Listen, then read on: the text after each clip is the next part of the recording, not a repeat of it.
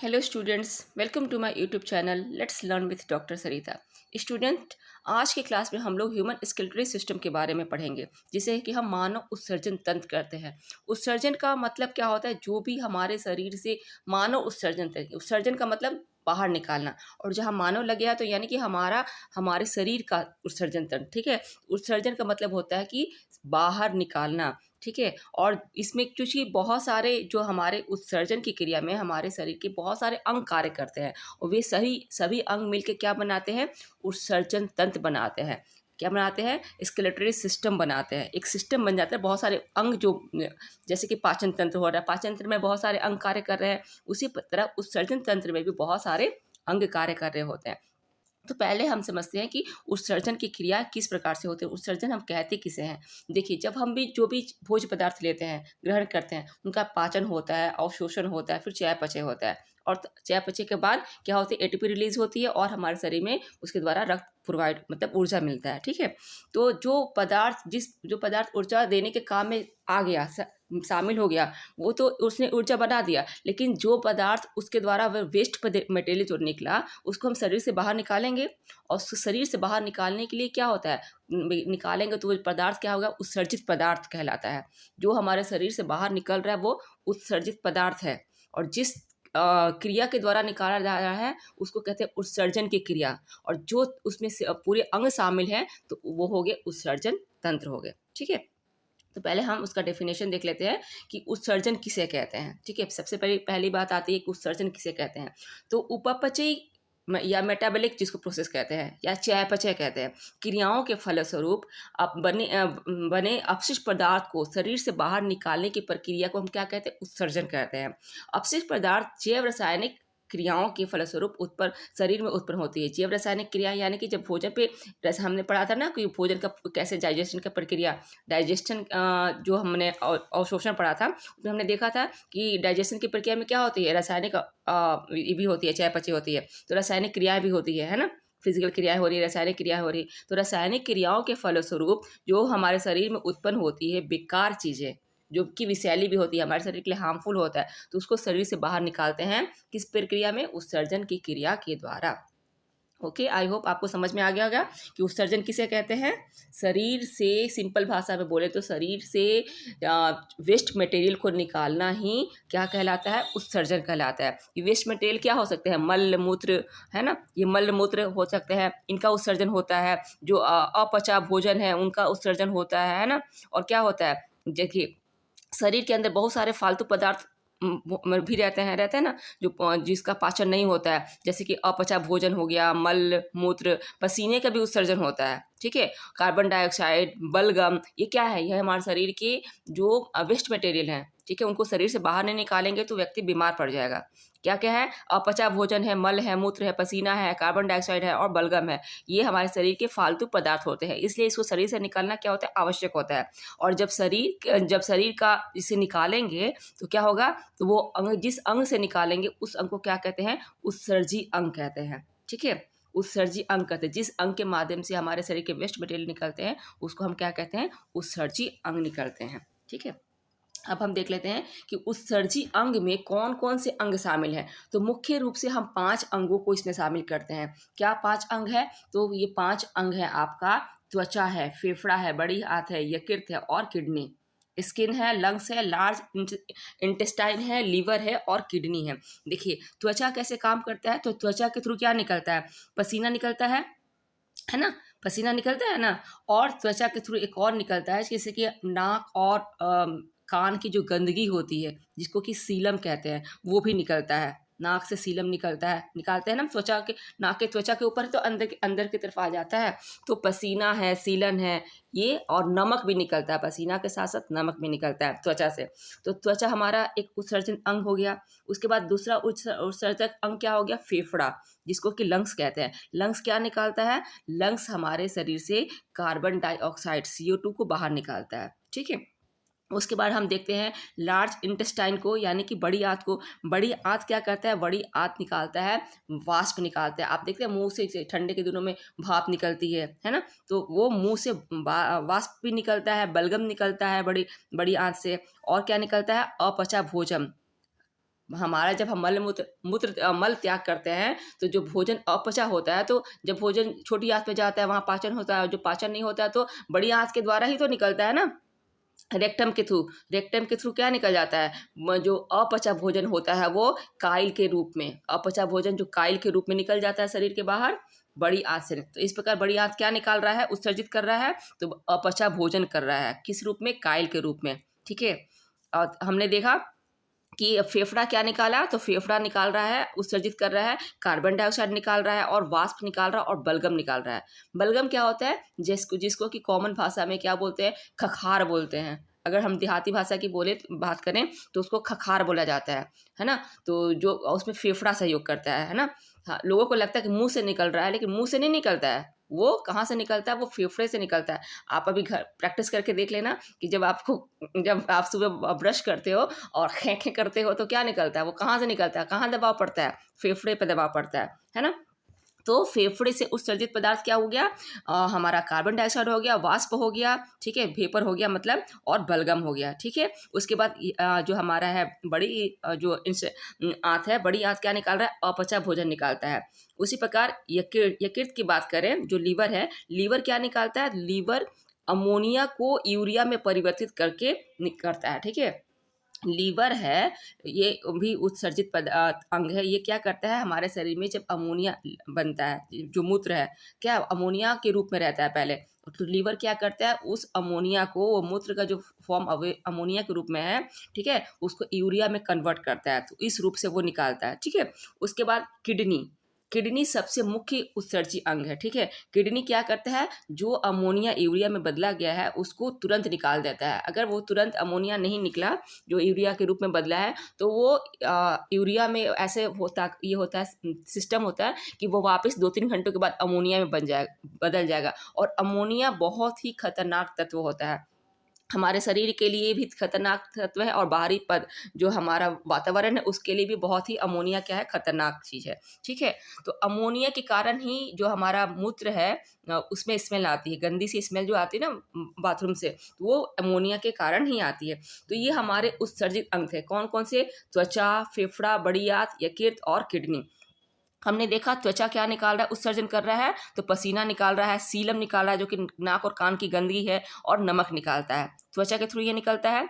ठीक है, फिर फेफड़ा क्या निकाल रहा है, लंग्स निकाल रहा है, कार्बन डाइऑक्साइड निकाल रहा है, वाष्प निकाल रहा है, और बलगम निकाल रहा है। ठीक है, अब यकृत की बात करें तो यकृत क्या निकाल रहा है, नहीं पहले बड़ी आंत, तो बड़ी आंत निकाल रहा है अपचा भोजन, किस रूप में, काइल के रूप में। और हमारा लीवर क्या निकाल रहा है, तो लीवर अमोनिया को यूरिया में कन्वर्ट करता है। ठीक है, और यूरिया क्या है, बहुत ही खतरनाक पदार्थ होता है। उसके बाद हम किडनी की बात करें तो किडनी यूरिया जो हमारा अमोनिया के रूप में था वो यूरिया में कन्वर्ट हुआ, तो किडनी मूत्र के रूप में यूरिया को हमारे शरीर से बाहर कर देता है। तो ये हमारे सभी उत्सर्जित अंग हो गए पांचों। ठीक है, अब चूंकि किडनी सबसे इम्पॉर्टेंट है इसमें, तो हम किडनी को देखेंगे कि किडनी क्या कार्य करता है। उत्सर्जन के सभी अंगों में से सबसे महत्वपूर्ण अंग है किडनी। किडनी देखिए, देखने में किडनी आकार में कैसी होती है, तो बीन्स की तरह होती है। ठीक है, सेम के बीज की तरह होती है, या क्या बोलेंगे उसको, राजमा। राजमा आपने देखा है, ब्लैक कलर भी वैसा ही होता है, किडनी की तरह ही। राजमा के डिट्टो बिल्कुल राजमा के तरह होता है किडनी। ठीक है, तो मानव में कितनी किडनी होती है, 2 किडनी होती है। और किडनी का अगर सामान्यतः भार की बात करेंगे, एक नॉर्मल व्यक्ति की भार, किडनी की भार तो 140 ग्राम होती है। यह पर्सन टू पर्सन वेरी करता है, अगर मोटा व्यक्ति है तो थोड़ा बाहर ज़्यादा होगा, पतला है तो थोड़ा कम होगा, लेकिन जब एवरेज की बात करें तो 140 ग्राम किडनी का भार होता है एवरेज व्यक्ति का। किडनी के बाहर जैसे हर अंग, जो हर महत्वपूर्ण अंग होते हैं मानव के, उसकी तरफ वो, उसके चारों तरफ झिल्ली नुमा संरचना होती है। तो किडनी के बाहर जो अंगों के बाहर जो झिल्ली नुमा संरचना होती है, झिल्ली होती है, उसको कहते हैं पेरिटोनियम झिल्ली। कौन सी झिल्ली कहते हैं, पेरिटोनियम झिल्ली। किडनी का जो भार कितना होता है, तो 140 ग्राम भार होता है। चलिए हम इसको एक फिगर के माध्यम से समझते हैं। देखिए, यहाँ पे आपको 2 किडनी दिखाई दे रही है, तो किडनी कितनी है, 2 किडनी है। ठीक है, दोनों तरफ 2 किडनी है, और किडनी से क्या निकला हुआ, एक पाइप नली निकली हुई है, जिसको क्या कहते हैं, यूरेटर कहते हैं। ठीक है। और ये यूरेटर कहाँ जाती है, तो ये यूरिनरी ब्लैडर में जाके मिलती है। ये जा मिल रहा है, ये यूरेटर कहाँ जा रहा है, यूरिनरी ब्लैडर, ये यूरिनरी ब्लैडर है, ठीक है। यूरिनरी ब्लैडर से फिर जो यूरिनरी ब्लैडर में होता है कि मूत्र स्टोर होता है। जो हमारा यूरिन है किडनी से किसके थ्रू जा रहा है, यूरेटर के थ्रू। जो ये दो नलिकाएं हैं, तो ये यूरेटर है, यूरेटर के थ्रू किडनी से मूत्र कहाँ जा रहा है, यूरिनरी ब्लैडर में जा रहा है, ये यूरिनरी ब्लैडर है। उसके बाद यूरिनरी ब्लैडर में स्टोर होता है, लगभग आधा लीटर यूरिन हमारे यूरिनरी ब्लैडर में स्टोर हो सकता है। उसके बाद यूरिनरी ब्लैडर से ही लगा हुआ होता है यूरेथ्रा, ठीक है। यूरेथ्रा यहाँ पे है, देखिए यूरेथ्रा दिख रहा है, यूरिनरी ब्लैडर से लगा हुआ यूरेथ्रा है, उसके थ्रू हमारा क्या हो जाता है, यूरिन पास हो जाता है, यानी कि हमारे शरीर से यूरिन निकल जाता है। तो इस प्रकार हम देखते हैं कि किडनी का आकार कैसा होता है, राजमा की तरह दिखता है, या कहें तो सेम की तरह दिखता है। किडनी कितनी है, तो किडनी 2 है ना। मनुष्य में 2 किडनी है, कितनी किडनी है, 2 किडनी है। और लेकिन आप देखेंगे कि जो हमारी जो दाएं किडनी है एक तरफ थोड़ी सी झुकी हुई होती है। तो क्यों थोड़ा सा नीचे रहता है, नीचे की तरफ रहता है, क्यों, क्योंकि किडनी के जस्ट ऊपर मनुष्य में क्या होता है, फेफड़ा होता है। तो दाएं किडनी की तरफ थोड़ा सा फेफड़े का प्रेशर ज़्यादा होता है, तो फेफड़े के भार के वजह से, दबाव की वजह से दाएं किडनी हमारी थोड़ी नीचे की तरफ झुकी हुई होती है, ठीक है। तो ये हमने समझ लिया कि किडनी के जो आउटर, जो बाहर की तरफ दिखने से कैसा दिखता है, सेम के बीच की तरह दिखता है, राजमा की तरह दिखता है। उसमें 2 नसें निकली हुई होती हैं जिसको कि यूरेटर कहते हैं। यूरेटर कहाँ जाता है, यूरिनरी ब्लैडर में जाता है, और यूरेटर के थ्रू ही यूरिनरी ब्लैडर में हमारी जो मूत्र है, यूरिन होती है, वहाँ पे जाके स्टोर होती हैं। लगभग आधा लीटर यूरिनरी ब्लैडर में मूत्र स्टोर हो सकता है। उसके बाद मूत्र कहाँ से निकल जाता है, तो यूरेथ्रा के थ्रू हमारे शरीर से बाहर निकल जाता है, ठीक है। ये तो हमने देखा कि बाहर की तरफ से कैसा दिखता है, हमारा जो किडनी है बाहर से कैसा दिखता है। अब हम देखेंगे कि यूरिन जो हमारा किडनी है, अगर हम अंदरूनी किडनी की तरफ, अंदर की तरफ से देखें, तो इस पे क्या होता है, इस पे जो परत दिखती है, ये आपका लेयर दिख रहा है ना, ये क्या है, इसको कहते हैं रेनल कॉर्टेक्स, या इसको कॉर्टेक्स भी कहते हैं। जनरली इसको कॉर्टेक्स कहते हैं। इसके मुख्य जो अंदर की तरफ से मुख्य 3 पार्ट होते हैं। एक होता है कॉर्टेक्स, दूसरा होता है मेंडुला। ये वाले जो पार्ट है इधर अंदर वाली, ये मेंडुला है। और मेंडुला में बहुत सारे हमारे सिराएँ होती हैं, वेंस होती हैं। उसके बाद ये जो ये वाला पोर्शन है, ये हीलियम है, ठीक है। इसको रेनल हीलियम कहते हैं। जो रेनल हीलियम में ही ना सबसे ज़्यादा मात्रा में क्या मिलता है, यूरिन पाया जाता है, यूरिया पाया जाता है। इसी के थ्रू क्या होता है, रेनल हीलियम के थ्रू हमारे जो किडनी में यूरिन जाता है, किसके फॉर्म में, यूरिया के फॉर्म में, है ना। तो किडनी के हमने देखा कि किडनी में मुख्य रूप से 3 परतें होती 3 लेयर होती हैं। एक क्या होती है, बाहरी परतों को हम क्या कहते हैं, कॉर्टेक्स कहते हैं, ठीक है, या रेनल कॉर्टेक्स कह सकते हैं। रेनल कॉर्टेक्स है ये बाहरी परत, बाहरी लेयर। अंदरूनी क्या है, मेंडुला है, ठीक है, रेनल मेंडुला कहते हैं। और इसको रेनल हीलियम कहते हैं, या इसको हीलियम कहते हैं। हीलियम में ही सबसे ज़्यादा क्या पाया जाता है, यूरिया पाया जाता है। लेकिन देखिए एक बात ध्यान रखिए, किडनी हमारे रक्त को सिर्फ छानता है, शुद्ध नहीं करता है। शुद्ध कौन करता है, तो शुद्ध करने का काम किसका है, लंग्स का है, फेफड़ों का है। हमने इससे पिछली क्लास में पढ़ा था ना कि कैसे हमारे शरीर में जो होता है, हृदय में रक्त आता है, फिर हृदय उसको पंप करता है। हमने दायां अलिंद, बायां अलिंद, नीलय के बारे में पढ़ा, अलिंद और नीलय के बारे में पढ़ा कि किस तरह से पहले अलिंद में रख जाता है, नीलय फिर उसको पंप करता है। तो ये सारी प्रक्रिया हम पढ़ चुके हैं। आपको देखना होगा तो जाके पिछला वाला वीडियो देख लीजिएगा, समझ लीजिएगा। तो क्या करता है, हमारा जो किडनी है, किडनी का काम है रक्त को छानना, न कि शुद्ध करना। शुद्ध करने का काम किसका है, फेफड़ों का है। फेफड़े शुद्ध क्या, फेफड़े जो हमारा उसमें क्या करते हैं, ऑक्सीजन मिलाते हैं, हमारे रक्त में ऑक्सीजन मिलाते हैं, तब हमारा ऑक्सीजन रक्त है हमारा ऑक्सीजन के से मिल जाता है, तब वो हमारे शरीर के लिए यूटिलाइज हो जाता है, ठीक है, उसका हम यूटिलाइजेशन करते हैं। तो इस प्रकार हमने देखा कि किडनी का जो अंदर का सरफेस जो स्ट्रक्चर होता है वो कैसा होता है, और बाहरी स्ट्रक्चर कैसा होता है, ठीक है। अब हम किडनी से संबंधित कुछ बातों को समझ लेते हैं। इसका कार्य क्या है, तो इसका कार्य है रक्त को छानना, यानी ब्लड को प्यूरिफाई करना। रक्त को छानता है, फिर क्या करता है कि मूत्र का निर्माण करना, तो इसका काम है ही, सबसे इम्पोर्टेंट काम है मूत्र का निर्माण करना। रक्त को छानता है, मूत्र का निर्माण करता है, और एसिड और जो बेस है उसके पीएच को कंट्रोल करता है, यानी कि अम्ल और क्षार के पीएच को कंट्रोल करता है, अम्ल क्षार को नियंत्रित करता है। प्लस क्या करता है कि यह जहर के प्रभाव को भी कम करता है, यानी कि निष्क्रिय कर देता है। किसी व्यक्ति ने अगर जहर जहर खाया है तो उसका अगर हम उसका पहचान करें तो किडनी से पहचान नहीं कर सकते हैं। उसकी पहचान कहाँ से होगी? लीवर से पहचान होगी, और लीवर प्रेशर होगा तो व्यक्ति मर जाता है। लेकिन किडनी में जब जहर जाता है तो किडनी क्यों वहाँ पे निष्क्रिय हो जाता है? क्यों हो जाता है? क्योंकि किडनी अम्ल और क्षार के प्रभाव को निष्क्रिय कर देती है ना?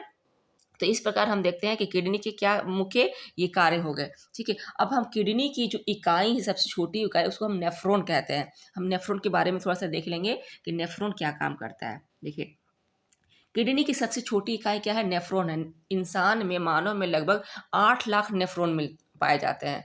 देखिए, शरीर में इसकी मतलब छोटा सा किडनी होता है, और उसमें भी नेफ्रॉन भी और भी छोटा उसके अंदर होता है, और उसमें 8 लाख नेफ्रॉन पाए जाते हैं, जो कि कैसे दिखते हैं? एक गुच्छे के समान दिखते हैं। हम एक फिगर से देखते हैं इसके सारे पार्ट्स।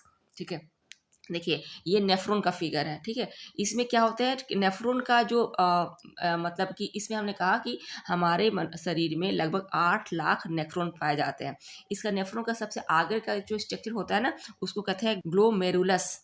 ग्लोमेरुलस, इस आगे वाले स्ट्रक्चर को कहते हैं ग्लोमेरुलस।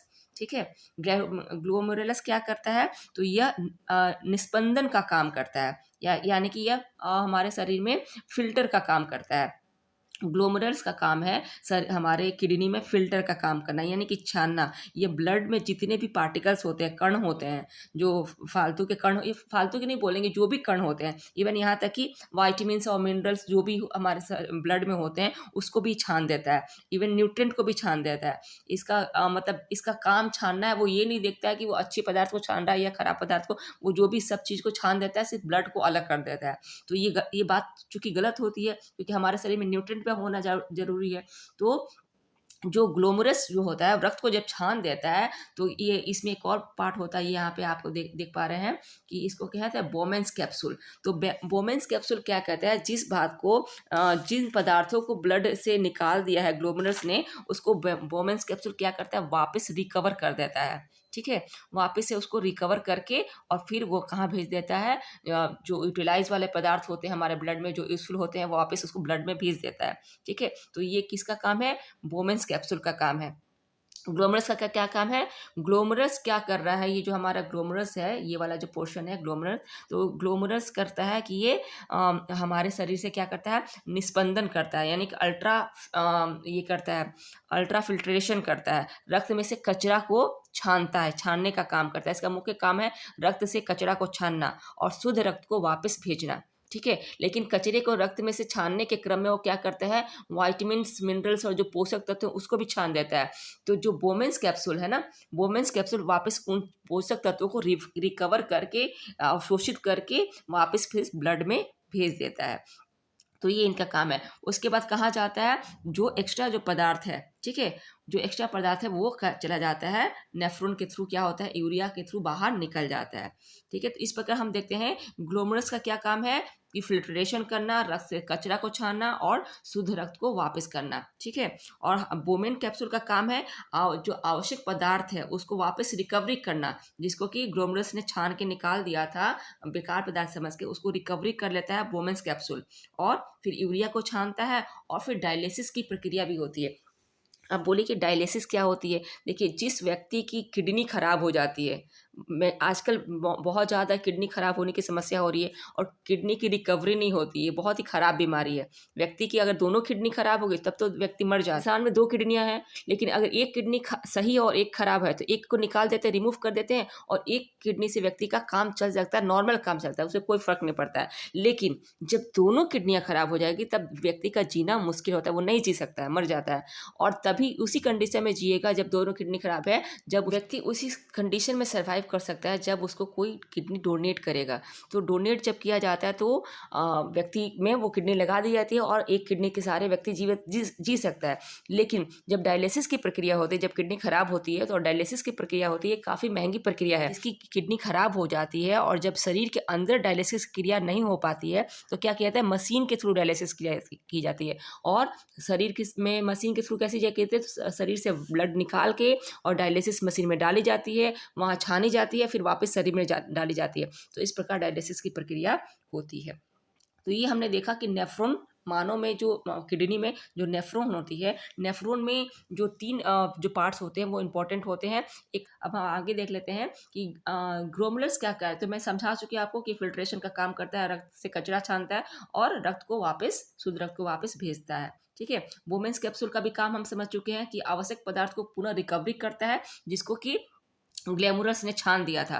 ग्लैमरस थोड़ा सा बेवकूफ़ होता है, वो आवश्यक सिर्फ ब्लड को ही अलग करता है, बाकी सारे पदार्थ को जो यूजफुल है उसको भी छान के हटा देता है। तो वोमेन्स कैप्सूल क्या करता है, उन जिस पदार्थों को ग्लैमरस ने बेकार समझ के छाना था उसको वापस से रिकवरी करता है, अवशोषण करता है, और ये यूरिया को छानता है। ठीक है, यूरिया को जाना नहीं, यूरिया को छानता है। ठीक है, यूरिया को क्या करता है, छानता है। ठीक है, और डायलिसिस की प्रक्रिया होती है, वोमेन्स कैप्सूल में डायलिसिस की प्रक्रिया होती है। फिर नेफ्रॉन क्या करता है, नेफ्रॉन यूरिया के निर्माण करता है और वहाँ से हमारे शरीर से निष्कासित कर देता है। ठीक है, अब हम देख लेते हैं, चूँकि हम यूरिया और की बात कर रहे हैं, हम यूरिन की बात कर रहे हैं, तो हम यूरिन का कंपोजिशन भी देखते हैं कि मूत्र में क्या किस कौन कौन से संगठन होता है, कंपोजिशन क्या होता है। तो मूत्र में क्या होता है, यूरिन में कंपोजिशन किस क्या होता है, 95% क्या होता है, जल होता है। मूत्र का कंपोजिशन देखेंगे तो 95% पानी होता है। फिर यूरिया कितना होता है, 2% होता है। ये सब क्वेश्चन पूछा जाता है एग्जाम में कि यूरिन में जल का, वाटर का रेशियो क्या है, तो 95%। यूरिया का रेशियो क्या होता है, यूरिया तो कई बार पूछा गया, यूरिया होता है 2%। अन्य पदार्थ कितने होते हैं, तो 3% होता है। और इसका माध्यम कैसा होता है, मूत्र का माध्यम कैसा है, तो अम्लीय है। अम्लीय माध्यम यानी कि पीएच इसका कैसा है, ये है, अम्लीय है। ठीक है, 4.8 इसका पीएच होता है। 4.8 पीएच होगा तो माध्यम अम्लीय होगा। 7 से ज़्यादा पीएच होता है तो माध्यम तक क्षारीय हो जाता है। मूत्र का रंग कैसा होता है, पीला होता है। और पीला रंग किसके वजह से होता है, तो यूरोक्रोम के वजह से होता है। मूत्र का पीला रंग यूरोक्रोम की वजह से, लेकिन जब हम स्टूल का पीला रंग करेंगे तो बिलरुबिन की वजह से होता है। स्टूल यानी कि जो हमारा क्या मल मल का जो रंग होता है पीला, वो बिलरुबिन की वजह से होता है। लेकिन मूत्र का पीला रंग किसके वजह से होता है, कि यूरोक्रोम की वजह से होता है। फिर इसमें गंध कैसी आती है, तो गंध किसकी वजह से आती है, तो अमोनिया के कारण हमारे यूरिन में गंध आती है, स्मेल आती है।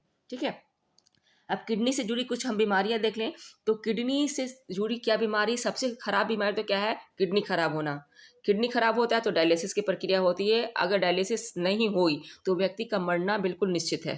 ठीक है, किडनी एक खराब होगी तो हम सामान्य जीवन जिएंगे, दोनों किडनी खराब हो जाएगी तो व्यक्ति मर जाएगा। क्योंकि एक सामान्य जो परिवार है उसके लिए हमेशा डायलिसिस कराना संभव नहीं है। हर 10 दिन में डायलिसिस कराना होगा। डायलिसिस कराने के लिए डायलिसिस मशीन पे जाना होता है, उसके ब्लड को वहाँ से निकाला जाएगा, फिर ब्लड को निकाल के मशीन के थ्रू डायलिसिस किया जाएगा, छाना जाएगा, फिर वापस शरीर में डाला जाएगा। तो सबसे खराब बीमारी क्या है, किडनी खराब होना, किडनी फेल्योर। उसके बाद हो जाता है, क्या होता है, पथरी।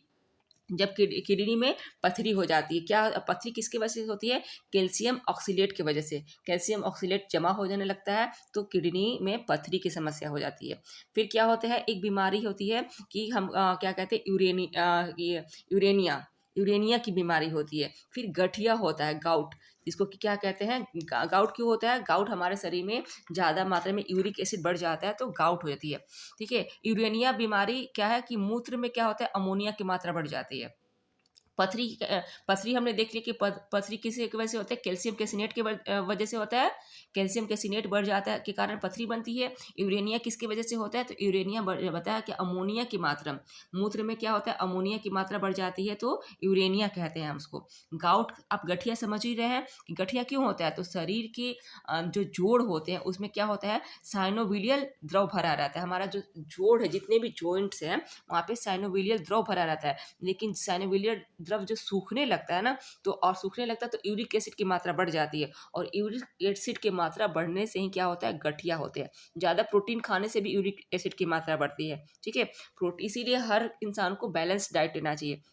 ये नहीं कि ज़्यादा प्रोटीन खा लेंगे तो हमारे लिए वो अच्छा होगा, नहीं। ज़्यादा मात्रा में कहते हैं ना कि अति कोई किसी भी चीज़ की नुकसान होती है, तो यूरिन हम प्रोटीन भी ज़्यादा खाएंगे तो हमारे लिए नुकसानदायक है। ठीक है, गठिया इसलिए होता है कि क्योंकि जोड़ों में एक साइनोविलियल द्रव भरा होता है। कौन सा द्रव, साइनोविलियल द्रव। और जब साइनोविलियल द्रव सूखने लगता है तो क्या होता है, यूरिक एसिड बढ़ जाती है। और यूरिक एसिड बढ़ जाता है तब गठिया रोग हो जाता है। लोगों को मूवमेंट करने में, उठने बैठने में, खासकर बुढ़ापे में होता है, दर्द महसूस होती है। उसके बाद किडनी खराब हमने देख ही लिया कि किडनी फेल्योर हो जाती है, तब डायलिसिस की प्रक्रिया होती है। तो हमने पथरी देख लिया, यूरेनिया देख लिया, यूरेनिया में यूरिन की अमोनिया की मात्रा बढ़ जा रही है, पथरी में कैल्शियम कैसिलेट की मात्रा बढ़ रही है। गाउट क्यों हो रहा है? तो गाउट क्योंकि साइनोविलियर द्रव सूख जाता है और यूरिक एसिड बढ़ जाती है, और किडनी खराब, तो आप समझ ही रहे हैं कि किडनी खराब क्यों होती है।